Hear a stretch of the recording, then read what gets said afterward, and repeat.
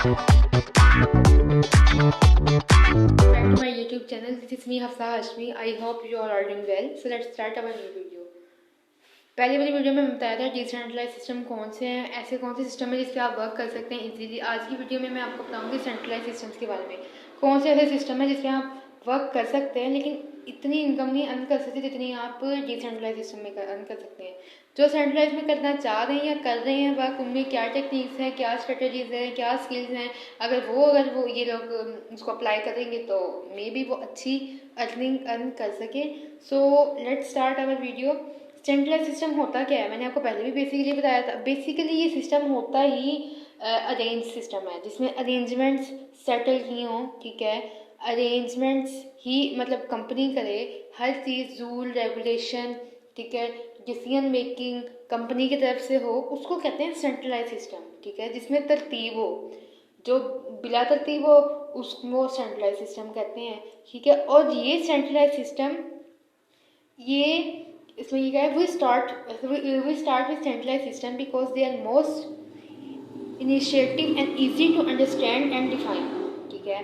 अब बहुत से ऐसे सिस्टम्स हैं जिसमें हम इसको ईजीली अंडरस्टैंड भी सिस्टम को कर सकते हैं, डिफाइन भी किसी को कर सकते हैं। लेकिन बहुत से ऐसे सिस्टम हैं जिसमें अगर हम तो क्या कहते हैं किसी को बताना भी चाहें तो वो समझ नहीं पाते क्योंकि उनके पास उनको पता ही नहीं है कि ये सिस्टम होता क्या है। लेकिन सेंट्रलाइज सिस्टम में कुछ ऐसा सिस्टम यहाँ पे हुआ होगा कि आप उसको इजीली बता सकते हैं सेंट्रलाइज और डिसेंट्रलाइज में फ़र्क क्या होता है, अब कौन सा बेस्ट सिस्टम है, तो आप उसको इजीली उनको ज्वाइन करवा सकते हैं।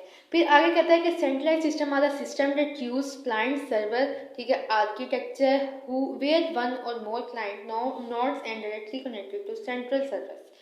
अब इसमें हर चीज़ में एक ही बात की गई है, टाइप्स के बारे में बात की गई है, ठीक है। अब इसमें क्या कहते हैं इसकी सारे सिस्टम के बारे में बात की गई है। सिस्टम मतलब कंपनी के बारे में बात की गई है। This is the most commonly use type of in many organization where a client send a request to a company server and receive the response.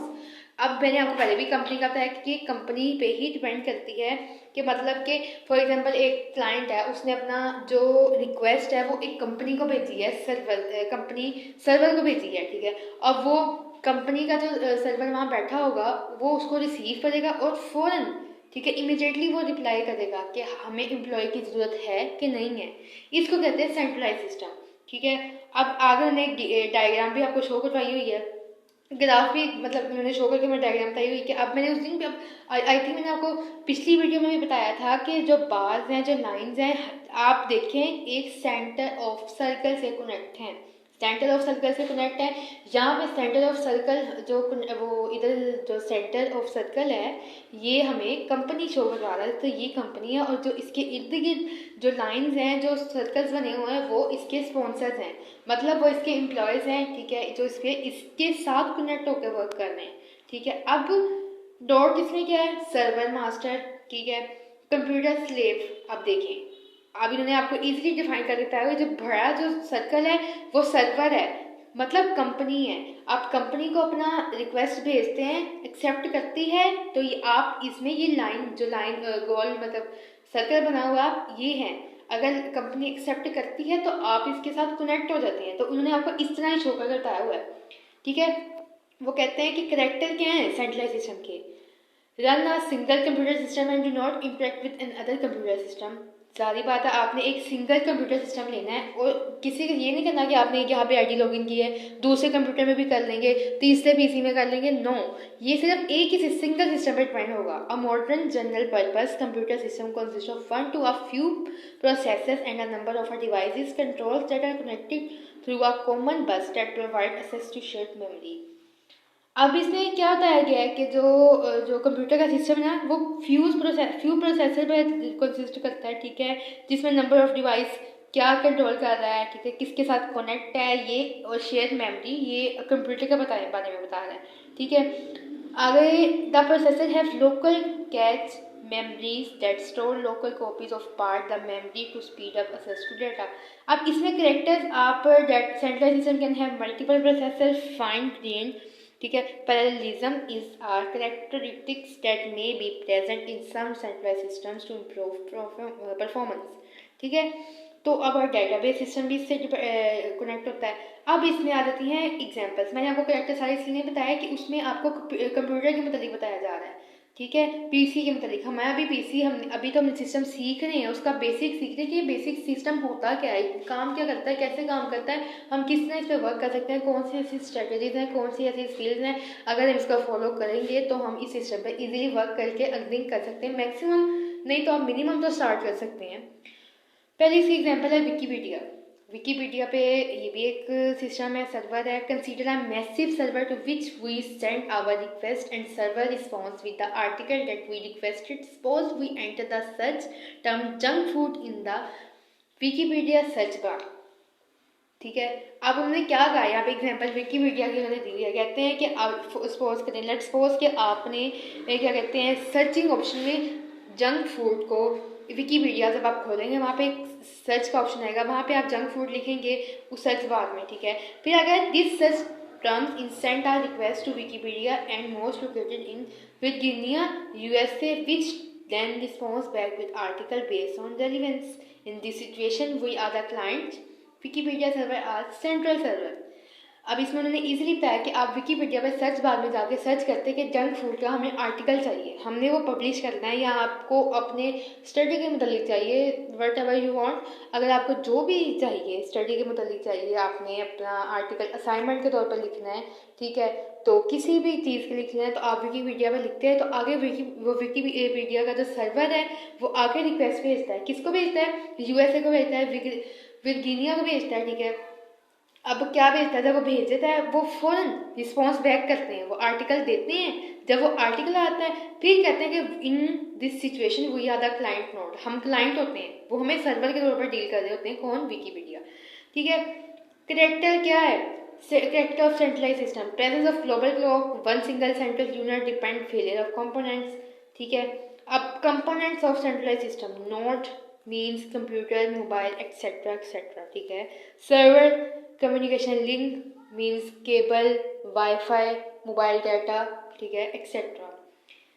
Architecture of centralize system, client server architecture, the central node that serves the other nodes in the system in the server node and all type of node are client node. अब अभी node हमने बात की है, क्या सी node, अब ये client पर डिपेंड करता है वो कौन सा नोड यूज़ कर रहा है, कंप्यूटर यूज़ कर रहा है, फ़ोन यूज़ कर रहा है, वो उस पर डिपेंड करता है। आईपैड यूज़ कर रहा है, वो उस पर है, ठीक है। इसमें ये बताया गया है। लिमिटेशन, ठीक है, can't scale up vertically after a certain limit, after a limit even if you increase the hardware and software capabilities of the server node, the performance will not increase, ठीक है, appreciably leading to cost benefit ratio 1. Limitations बताई हुई हैं, important नहीं है, कोई इस तरह की बात नहीं है। जब आप सेंट्रलाइज सिस्टम का सीख जाएंगे, सिस्टम में एंटर हो जाएंगे, आपको वन बाय वन करके इसी के बताना जाएगा।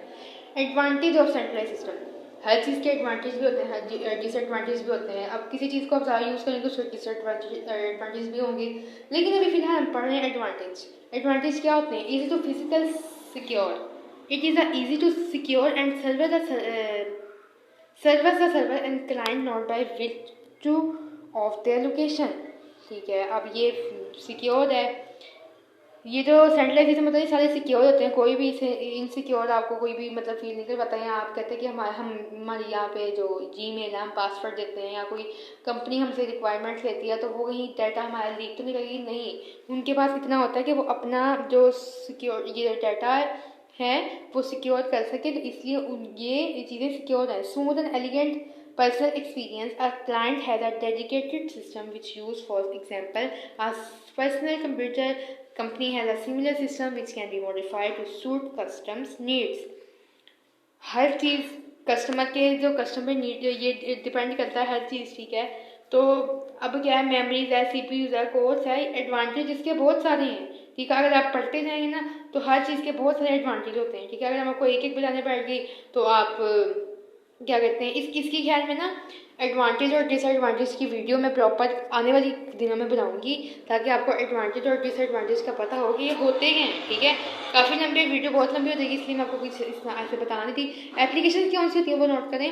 Application development very easy to setup central server and send client request. वही बात हो गई कि हम वो सर्वर को रिक्वेस्ट भेजे हैं, जो क्लाइंट है वो एक्सेप्ट करता है, ठीक है। Data analyze easy to do data analysis when all the data is one place and available for analysis.